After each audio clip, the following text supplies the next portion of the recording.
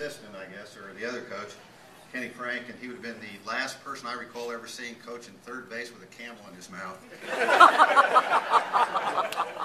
Keep smoking. Thank you. You know, I think since we're the 50th class, based on the time that the class 40 years ago took, you should plan on about 45 minutes right now. So I hope you're all ready for this because we have lots of good things we want to say. We're going to be much more disciplined. But I want to tell you that over the next few minutes, I'm going to tell you why I'm really proud to be a member of the class of 1960.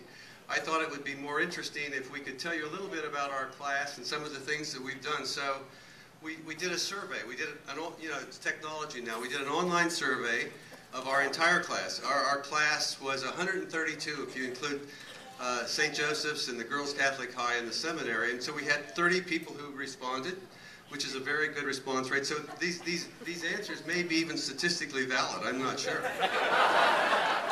But we asked 10 questions, and this was to sort of get a flavor for what we are and what we've done. First of all, of course, I asked the question about family, and of all the people that responded, we had everybody had a child. We had an average of 3 children for each of our families, and one family had 9 children. I asked a question about military service, and over 50% of our class served in the military, and we have a number of our alumni that have done wonderful things, and I'm going to tell stories about 3 people tonight to give you a sense about our class. And the first story is about one of our classmates. We had a number of them that served in the military and did what I think are pretty exceptional things. Jerry Steckline flew over 100, maybe 150 combat missions over Vietnam. But the person I want to talk about tonight is Paul Hickert.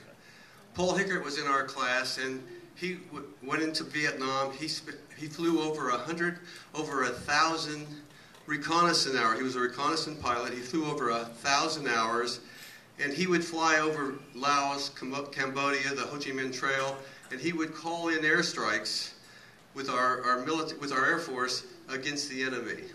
And he was at when the Tet Offensive started, he was calling in reconnaissance strikes at the beginning of the Tet Offensive.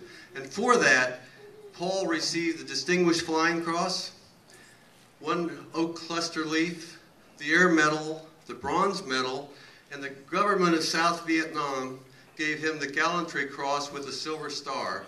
And I would say to all the people in our class and all the people who served for us, I'd like to give them a hand, and I'd like to have Paul stand up.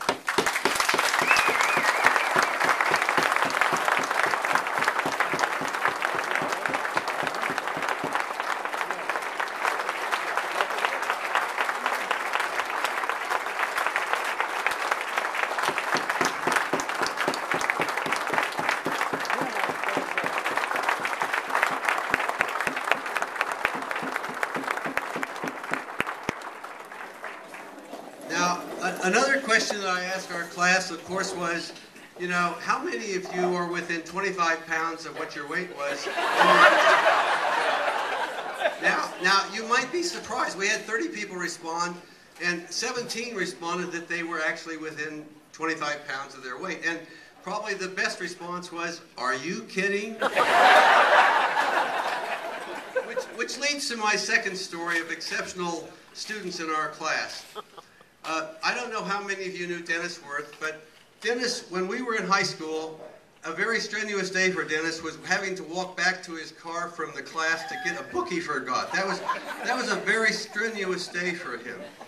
Well, since he graduated, Dennis has run over 65,000 miles. Now, what I want to tell you is he's run 10 100-mile races. He's run 30 50-mile races. He's run 100 marathons, and he estimates, sort of conservatively, 65,000 miles. Now, you know that's a lot of miles, right? I mean, probably the rest of us haven't run that much, right? So I wanted to put it in perspective. If you drug Maine 5 times every day for 30 years, it's the equivalent of running 65,000 miles. If you drank 1 12-ounce beer for every mile he ran, which is why he ran, of course, it would be the equivalent of 200 kegs.